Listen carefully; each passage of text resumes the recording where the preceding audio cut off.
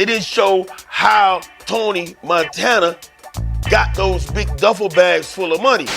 When Isaac Hicks was last arrested, law enforcement authorities believe they only put a dent into what they're calling his far-reaching drug empire. They dropped the birds off to niggas like me and you. Investigators say it is the largest seizure ever in Miami-Dade County. We sold it. Our people. That's right. The cash was stuffed in 4 large duffel bags. I'm original Miami boy, original 15th Avenue boy. Pablo Escobar said it himself. 85 to 90% of his product went to Miami. I touch work like I'm convertible Bert. In the MIA, yo. Them niggas rich off, yeah, yo. Steady slanging, yeah, yo. When cocaine came to town, it was so ridiculously profitable. It was so seductive. It made people do such crazy things in the name of money and power. When most people visit or see Miami, they see the Art Deco buildings and the glittery club scene. But all this was built on 1980s coke money. Miami Beach is one scene, but right across the bridge is another Miami. One with the rich and also dark history.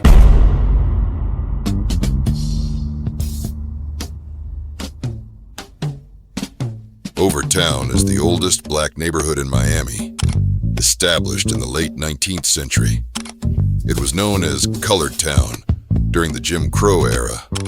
Overtown was known for a rich culture of successful black businesses and entertainment. In the 1960s, the government claimed eminent domain to build the I-95 highway, which displaced thousands of residents and businesses. My mother and father bought this property in 1917. Back in the 60s, they came here and they said, we're going to take your property because we need the land there for the right-of-way. And they started moving people out. Eminent domain, it forced me into giving up the properties.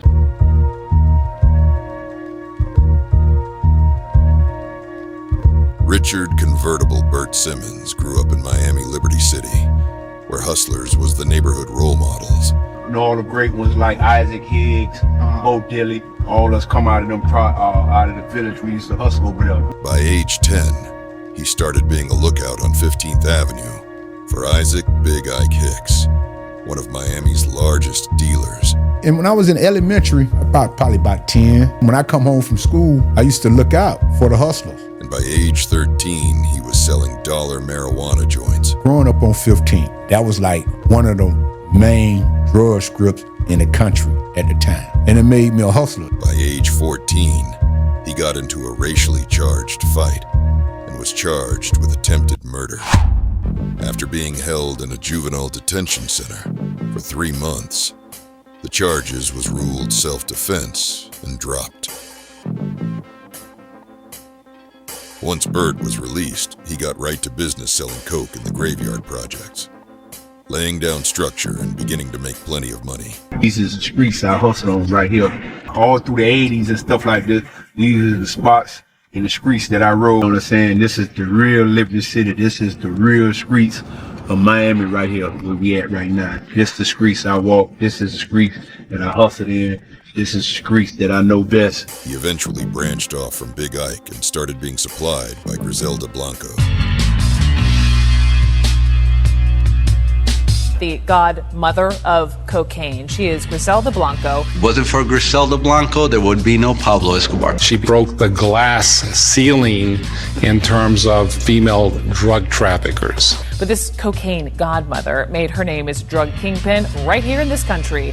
She basically invented bringing cocaine from South America and into the United States. It was this woman. Exactly. Most Wow. Americans know of Pablo Escobar. Right. Well, she was there before Pablo Escobar on a much larger scale. Pablo Escobar was stealing cars when she was already trafficking 3,400 pounds of cocaine in the 70s and 80s. She was powerful in California, then in New York, and then in Miami, bringing 3,500 pounds of cocaine every year. At one point in time, her fortune was estimated at $1.5 billion. $1.5 billion. $1.5 billion.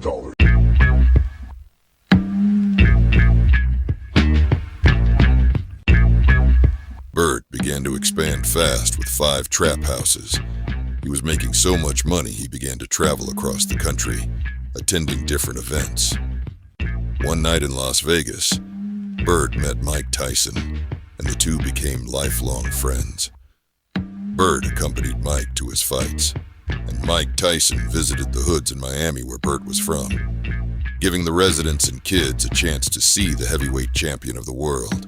I wasn't even almost a full teenager when I heard about Convertible Bert. When I first saw him, this dude was standing in the middle of the street on 15th Avenue with foreign cars that started by remote control in the middle of the street with Mike Tyson. That's the first time I saw Convertible Bert. That encounter is still talked about to this day, and it wasn't just Mike Tyson.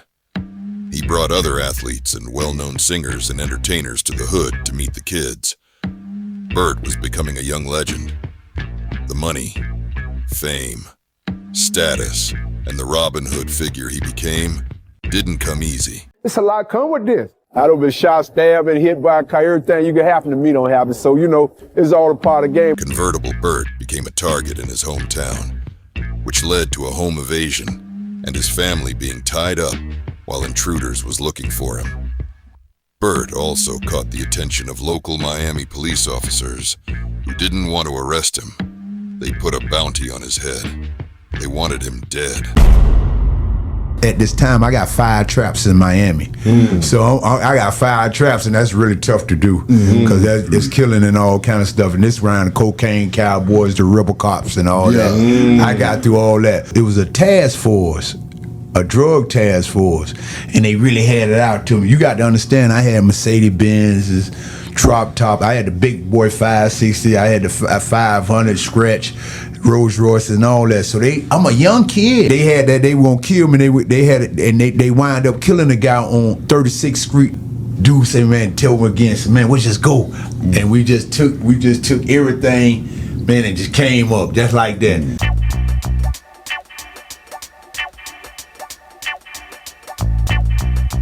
Bert made a business decision to pack up and open up shop in Atlanta. The dope game was getting deep in Atlanta. That rock was selling. People was going crazy about it. In 1988, crack hit Atlanta, and so did Convertible Bert. He opened up shop in Atlanta's Harris Projects and bought the Miami boys with him, along with over a dozen of his cars, 5 being convertibles, and one in particular was a 5 Series Benz with a Gucci top and Gucci seats. Bert says he always believed he was a star, so he lived his life as a star.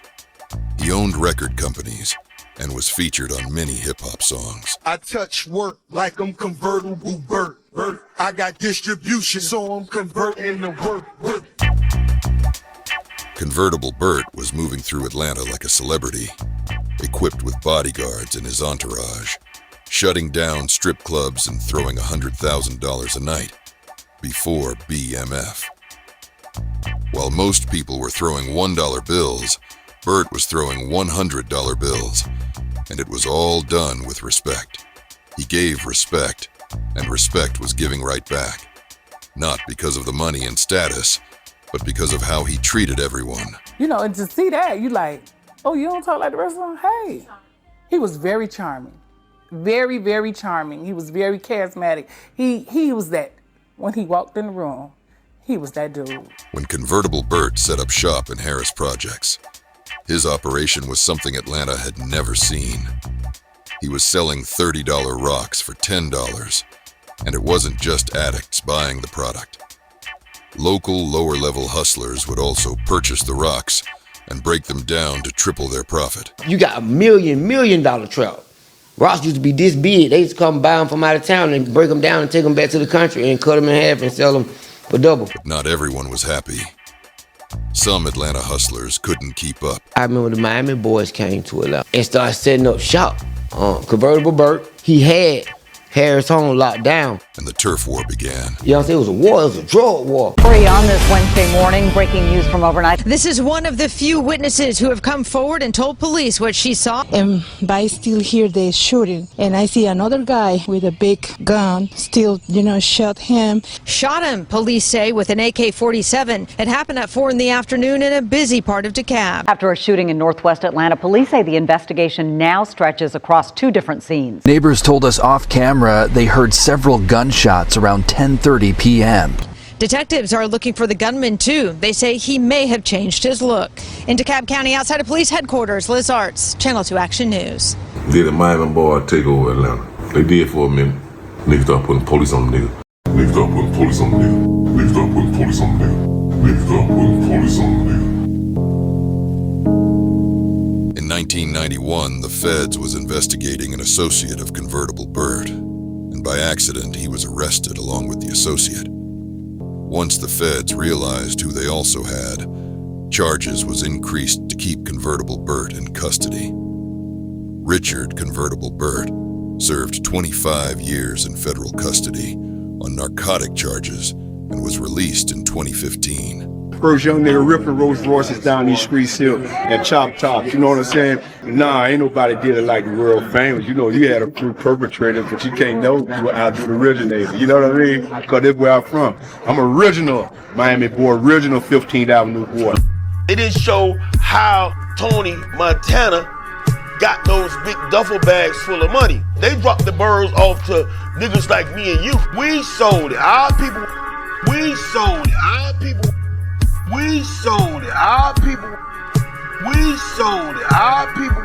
The Untouchables is one of my little homeboys. Oop, you know what I'm saying? That's a whole different story though. Kilo was one of the faces of the Miami boys, who were also known as the Untouchables. At their peak, they were making over $50,000 a day.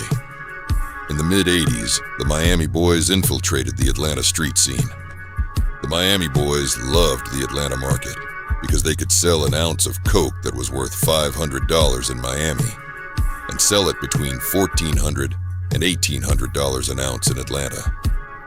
This would disrupt the Atlanta market, and major beefs would eventually take place, which would last over a decade across Atlanta neighborhoods. The Miami boys and Atlanta wars began before Big Meech arrived. Kilo was one of the few who made it out and is now a businessman.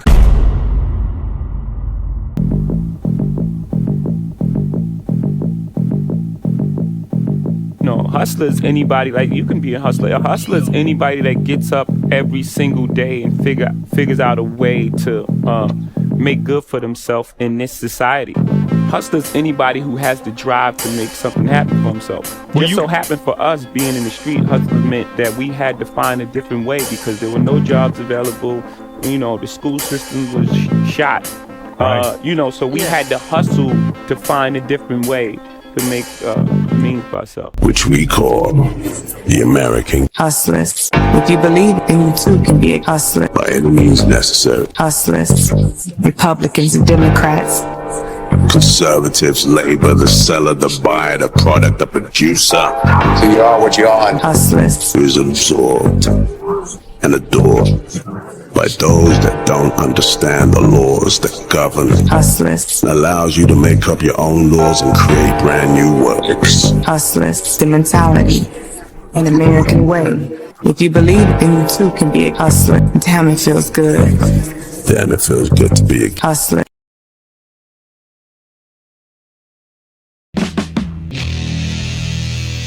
Got 8 cases in California, 10 cases in Utah,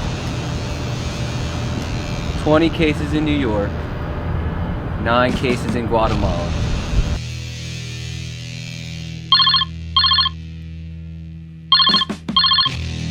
What's up, man? It's calling to let you know you made the list.